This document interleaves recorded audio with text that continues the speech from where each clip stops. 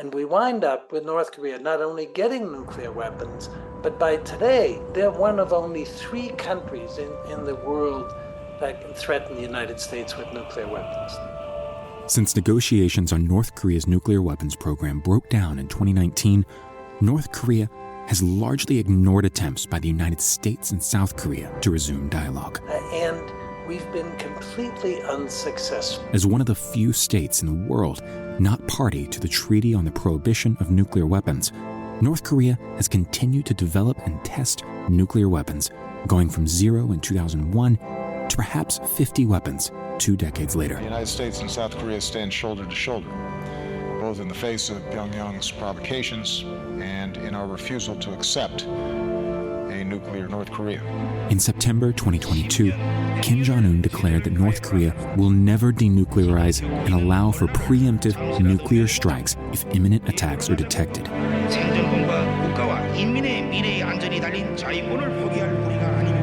How did the U.S. and North Korea reach this point after years of promising negotiations? What can we learn from past negotiations, and how might North Korea's current technical capabilities affect future ones?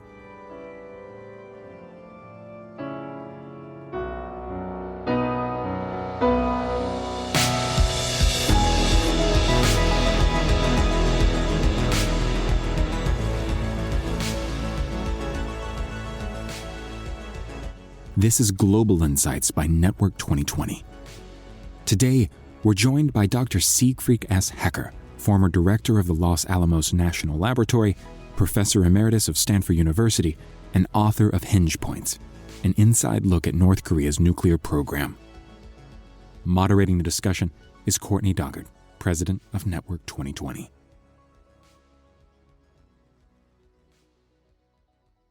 I wanted to start with the book, and I'd be curious if you wouldn't mind talking about what prompted you to write Hinge Points, which is an inside look at North Korea's nuclear program, and what you thought you could bring that was different than what has been explored before. Well, Courtney, I wanted to write the book because I had the opportunity to go to North Korea 7 times and actually visit their nuclear facilities, talk to their nuclear scientists, engineers, and to their diplomats, and make a number of other visits and stops. And then I also worked pretty closely with the various U.S. governments, from one administration after another, starting with North Korea in 2004. And so what struck me as I went through all this time and then essentially got to the point of the Trump administration and the 2 big summits that Trump had with Kim Jong-un, the young North Korean leader. And what struck me is essentially, I must say, for heaven's sakes, we work with these guys for a couple of decades, specifically in diplomacy and also in threatening them back and forth. And we've been completely unsuccessful. The idea from the American side, starting with the Clinton administration, actually with the George H.W. Bush administration back around 1990 timeframe, is we don't want the North Koreans to develop nuclear weapons. And I was already at Los Alamos at that time for quite some time. Actually, I was director of the Los Alamos National Laboratory at that time. And I said, yeah, that's a good idea. We don't want these guys to have nuclear weapons. And so starting sort of in the 1990 timeframe, the North Koreans started to put together the pieces where it looked like they're going to pursue nuclear weapons. And then lo and behold, they invite my colleague, John Lewis from Stanford University, to come and visit in what we call Track 2 visit, that is non-governmental, non-official. And John invites me to go along. So I'm the nuclear guy. I go along, I go to North Korea, and they show me all this incredible stuff, their nuclear facilities. In the end, I actually wound up holding their plutonium in my hand in a glass jar, a marmalade jar, I think it was. And so I went to it. I went there 7 times in a row, and then I continued to follow I continue to try to advise our government as much as possible. And then here I was with the Trump administration, actually, lo and behold, starting off really badly in 2017, then turning around, talking to Kim Jong-un, and it looks like we've got a chance. And he walks away from Hanoi, and it's just a total disaster. And so at that point, I decided, look, I want to write up my experience, and particularly what I thought would be valuable. You know, I'm a technical guy. And again, all together, I came to Los Alamos actually 58 years ago as a summer student. So the technical stuff runs through my blood. But then, you know, I've been exposed to diplomacy because I've been in all those countries that you mentioned. And I said, you know, I want to write the book. I want to write this down. I want to try to demonstrate to our government and the American public that when you put the technical and the diplomacy aspects together, there were other solutions than the ones that we wound up going to. And those were those hinge points that I call hinge points, where North Koreans developed their nuclear program, went in some direction that we call provocations, and then the U.S. had to make decisions. And it didn't matter whether it was George W. Bush, whether it was President Obama, whether it was President Trump. They made the wrong decisions just about every time. And we wind up with North Korea not only getting nuclear weapons, but by today, you know, almost 20 years after I first went there in January of 2004, they're one of only 3 countries in the world that can threaten the United States with nuclear weapons. The other 2, of course, being Russia and China. So I said, I want to write this down. And that's what I did in my book, that I call Hinge Points. And quite frankly, you do have to read the book because I describe the visits, and my frustration, I'm sure, just droops on every page. So that's why. Good. Well, we like to hear very clear frustration. So just to give a preview for some of the people, what are some of the key hinge points that you saw over time, over subsequent visits to North Korea and with the different administrations? Yeah, so let me give you, say, one each for those 3 administrations that I mentioned. So it turns out Clinton actually didn't get a hinge point because President Clinton in 1994 actually signed an agreement with the North Koreans. It was called the Agreed Framework. It wasn't a formal treaty or so forth. It was a framework. And he signed that with the North Koreans. And it was clear by that time the North Koreans had put in place those things that it takes to make a bomb. And, you know, to make a bomb, you need 3 things. First of all, you need the bomb fuel, the nuclear material. That's typically plutonium in today's world. By the way, that was the bomb fuel used in Nagasaki. Or you can also go the uranium route, what's called highly enriched uranium. Those are the 2 routes. And what North Korea was clearly demonstrating is they had built the capability to make plutonium. And so the Clinton administration then actually, the initiative came from the North Koreans, and we'll come back to that. In 1990, Kim Il-sung, whom they call the great leader, made the decision he's going to give up on China and Russia, and he's going to try to normalize relations with the United States. So he started that agreement. He died before the agreement actually went into effect. He died in July of 1994. Nevertheless, the Clinton administration had this agreement where North Korea said, okay, we're going to shut down our nuclear plutonium production reactor. We're going to stop that program. And the Clinton administration between 1994 and 2000 followed that with the North Koreans. It wasn't an easy walk because nothing with the North Koreans is easy. And nevertheless, they were moving along. Then in comes the Bush administration. And quite frankly, the sort of hardliners, not just President Bush himself, but people like Dick Cheney and Don Rumsfeld and John Bolton and others. And they thought this whole business of doing any agreement with the North Koreans is a terrible, terrible idea. And they were determined to kill this agreement. And so they killed the agreement. Their excuse that they had was that they saw that the North Koreans were sort of cheating on the side by freezing the plutonium program while trying to start a uranium program. But it turns out Clinton administration knew that. It was in its infancy. It wasn't a terribly big deal at the time. The Bush administration killed that agreed framework, and the North Koreans said, okay, we're out of here. We're going to start these reactors, we're going to extract the plutonium, and we're going to build the bomb. And they did. That was a hinge point. And the poor decision was to break the agreement without really having a plan B in place. And so the Bush administration, vowed that North Korea will never get a nuclear weapon.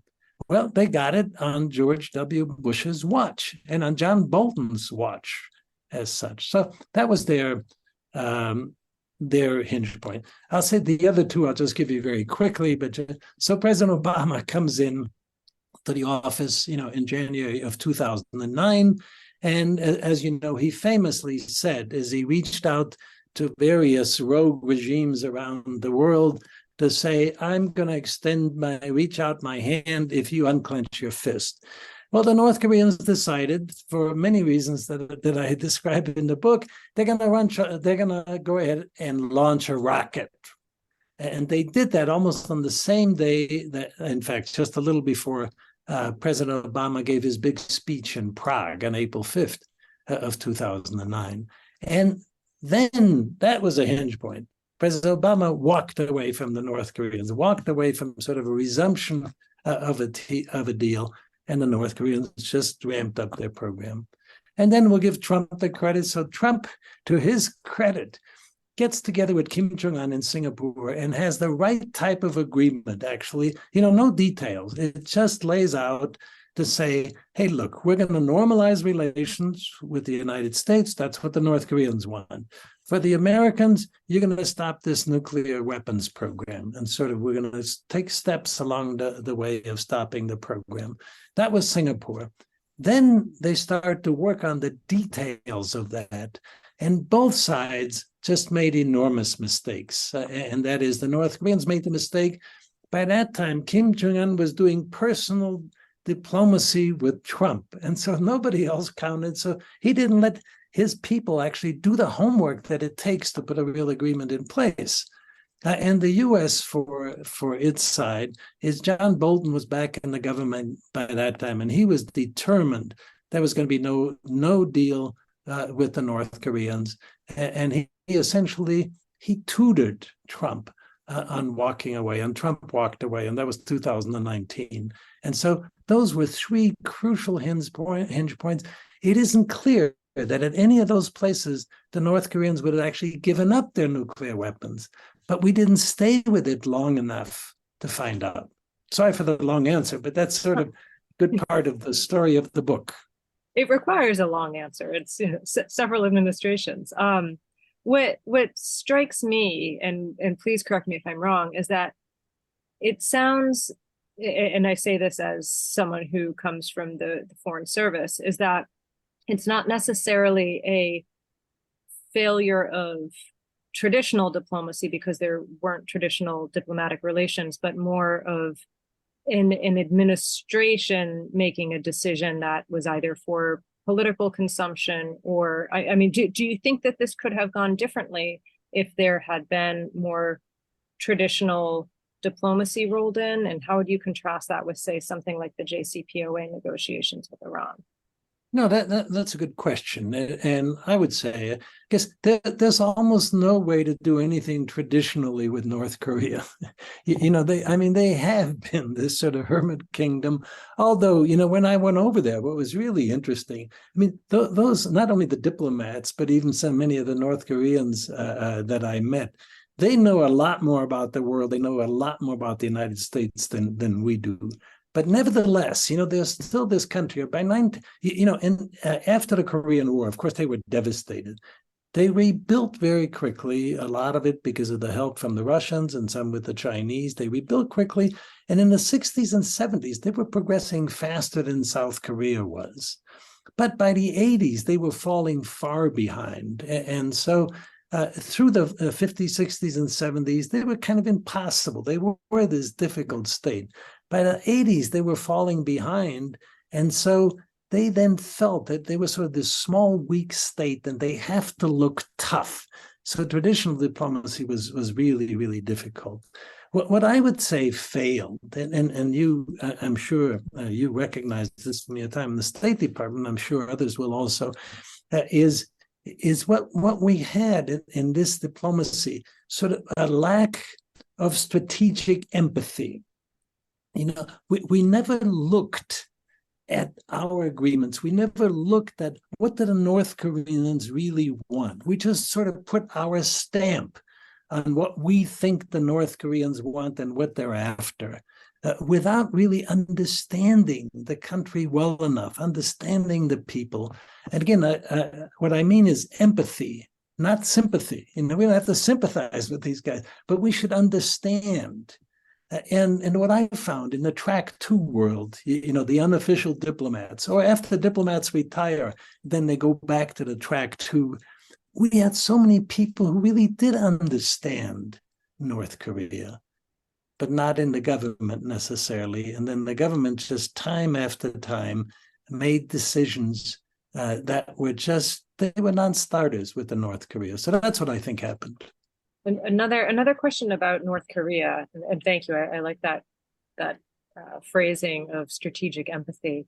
But whenever we hear about Korea, say, firing missiles or testing things, is there a pattern to their actions? And I ask this because you have, I think, such a deep understanding of their behavior over time. Is there something that jumps out to you when you hear something new in the news that has to do with North Korea testing something?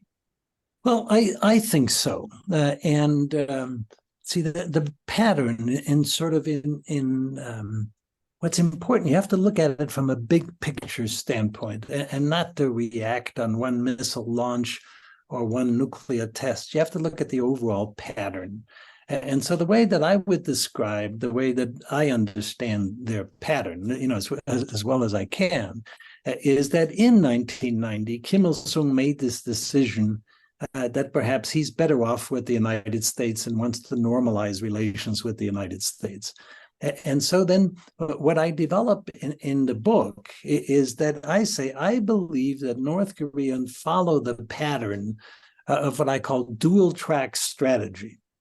So one important track was do diplomacy with the United States and see if you can't get to normalizing relations. But you can never trust these guys. The North Koreans would say, and they're the big guys, and they're the South down below. And the combination of the South, the UN forces in South Korea and the US in South Korea are just totally overwhelming. And so we can't appear weak, look weak. And so the pattern was to do this dual track strategy. So go ahead and engage and try to convince the Americans, look, we really do want to make a deal. And so that pattern early on was actually the first nuclear tests. And then when they went back to the longer range nuclear testing, that pattern was to get the United States to get serious, to show them that they actually have capabilities that could threaten the United States. And so that was the pattern. So they would do a rocket launch, they would do a nuclear test, and they'd show me this stuff, early on. And the reason they had me there and they showed me this is they essentially wanted me to go back and say, tell your government, we really do have the bomb and we have the methods, by which we can deliver the bomb. So that was the pattern. And then they would do another nuclear test, or do another rocket test, depending on where they thought they were in the diplomatic process of moving towards normalization with the United States. So they would turn it on, off, and the way that I describe it in the book is to say they never abandoned either of those tracks. They followed the dual track all the way through. But which one had the upper hand sort of depended on both the international situation, mostly the United States, not anywhere near so much South Korea, although certainly that tempered it sometimes or accelerated it at other times. So it was mostly the United States that they would pay attention to as to whether they would try a bit more in diplomacy or they shoot off another missile. And now in the last few years, they had, apparently made the decision. I had always thought it was enough for the North Koreans to be able to reach South Korea. Even with just those 15,000, rocket tubes they have with conventional weapons up above the DMZ, I mean, that would just obliterate much of Seoul. That's a deterrent. We don't want them to go there.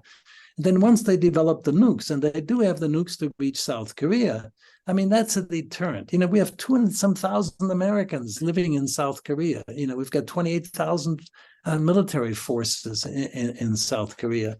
But they apparently, in their own minds, decided they had to be able to threaten the mainland United States before the Americans would really get serious about diplomacy.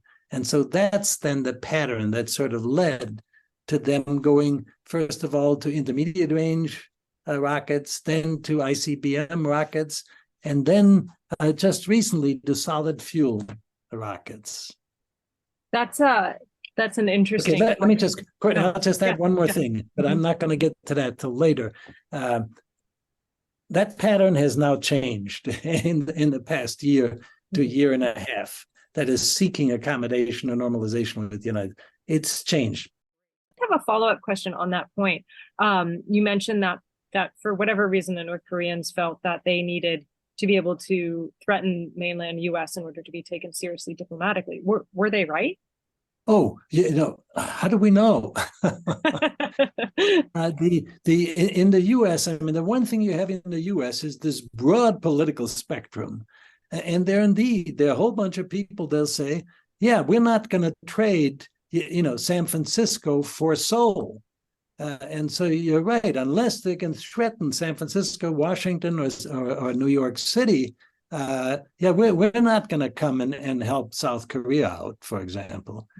I do not believe that. I do not believe that. They deterred us, but they really believed that they had to have the full force capabilities, and they continued to work in that direction. But let me just give you the bottom line as we are right now in terms of their nuclear developments. Mm-hmm. So they don't have all that much plutonium. They actually have made quite a bit of highly enriched uranium, maybe enough of those two for 50 or 60 nuclear weapons. Well, it turns out that's a lot.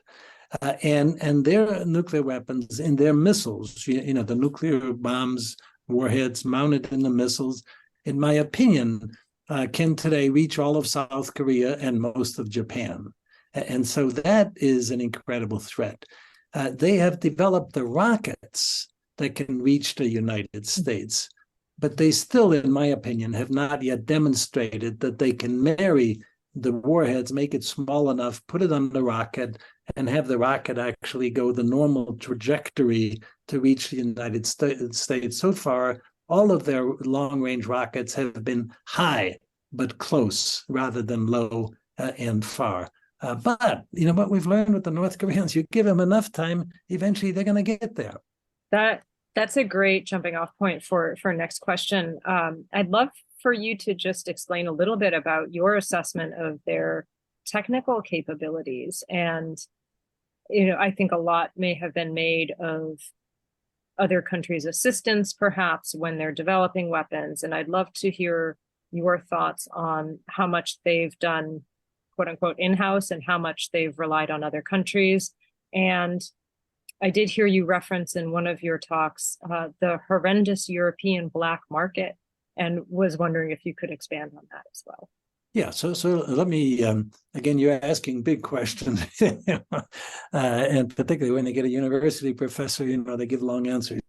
Let's see, the reasonably short answer is that nobody gave the North Koreans nuclear weapons. Okay, that's what a lot of people think. So either the Russians or the Chinese must have given them nuclear weapons, or essentially given them all the capabilities to build nuclear weapons. The answer to that is not true.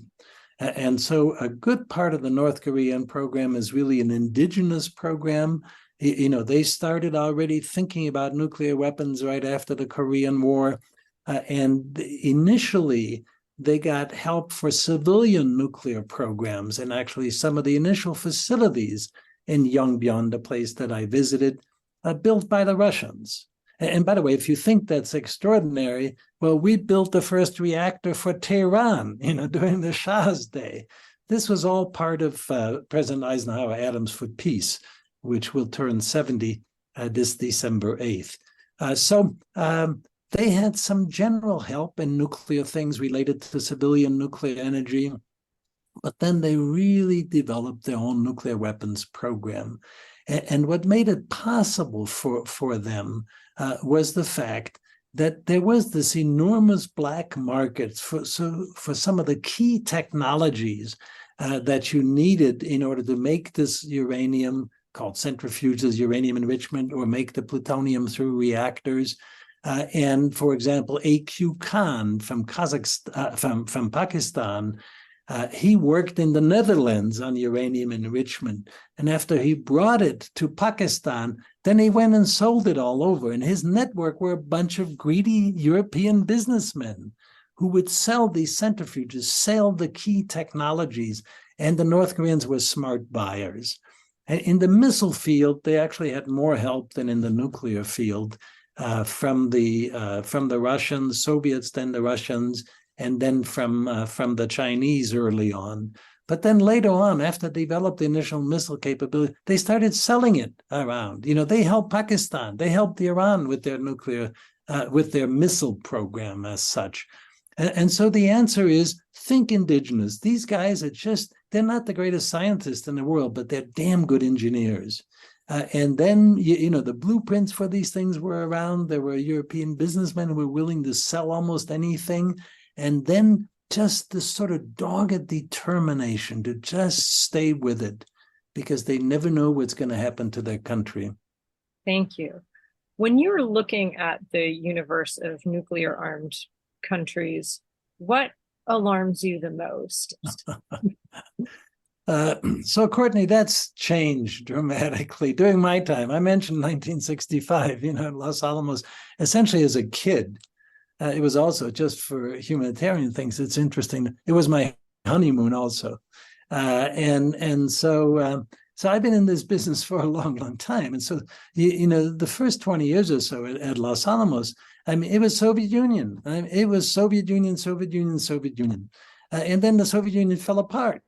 And then it was Russia. And not that we're going to be hit by their missiles, but their plutonium, their highly enriched uranium. Their missiles would be sold, be stolen, go to terrorist organizations or other countries. That was the threat. And so that died, but the Soviet and then the Russian missile, that died down, significantly. So I really breathed a sigh of relief in the 1990s. Then in the 2000s, I could see Russia sort of coming back. And by 2014, when they annexed Crimea, I said, boy, this is not good. And then February 24th of 2022, when they invaded Ukraine. So the answer to your question today, it's Putin and it's Russia. So my concern is, though even, remarkably, we have not had nuclear weapon used in warfare since Hiroshima and Nagasaki in 1945. That's a remarkable accomplishment. But today we worry about Putin, and he's sort of destroyed all of the rest of what I call the global nuclear order, making sure that other countries don't build nuclear weapons, making sure that terrorists don't get the nuclear materials, don't attack nuclear power plants the way he has, taking over the Ukrainian ones. So it's really Russia. China was really not much of a problem, in the nuclear world for many, many years. But they've now decided they're going to go ahead and build up their arsenal. They still don't represent, a major nuclear threat to the United States, but they're going to be able to defend themselves. Then, if you don't focus on the United States alone, so I would say Russia is the biggest concern.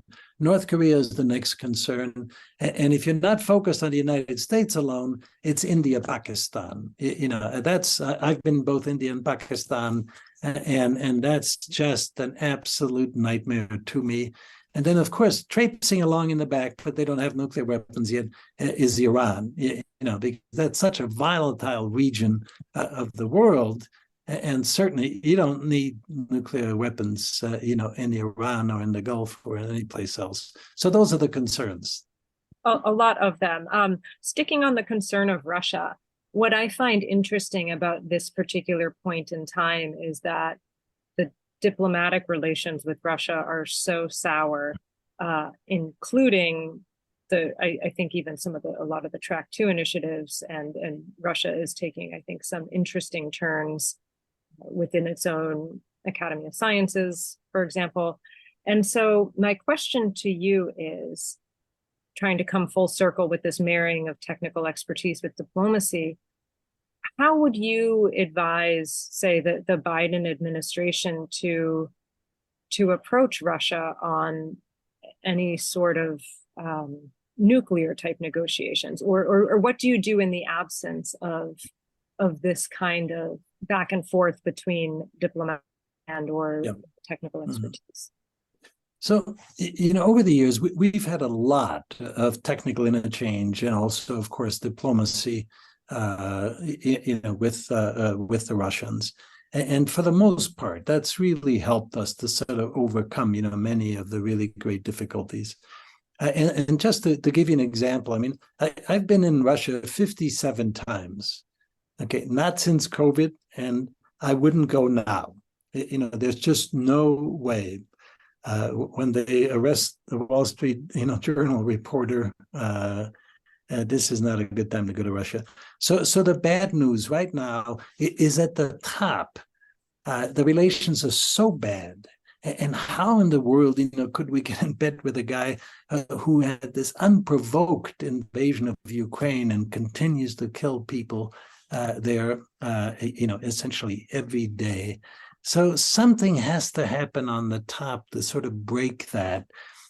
During that time, could one still do some, big time nuclear negotiations? I think the answer has to be yes, even though, I mean, we can't stand Putin, we don't like what he's doing, but for heaven's sakes, we can't allow all the nuclear agreements to just lapse. And so I would say, yes, we sort of, hold our nose and get back and try to negotiate at least those things. But the things below, the good news is in my opinion, and in addition to this, the Hinge Point books, actually a few years ago, I published a 1,000-page book on U.S.-Russia relations, and particularly on the scientific collaboration between the Russians and the American scientists. I was the editor. I didn't write 1,000 pages. And so we demonstrated there that actually, what really was important during the days of Soviet Union, then going into Russia, is their nuclear weapons people are actually part of their civil society. I mean, they're the ones I would trust essentially all the way to my grave. And again, having been there 57 times, I've been in their homes, I've been every place. And so that's our hope, is we're ready to, again, engage. A lot of the diplomats would be ready to engage. But right now, aside from the really big issues, like do we extend the New START treaty, the rest is pretty difficult, because each time you turn a page, you get back to Ukraine, and what they're doing in Ukraine is just outrageous. Thank you for joining us today on Global Insights. If you're looking for more in-depth analysis and want to be part of our vibrant community, head over to network2020.org.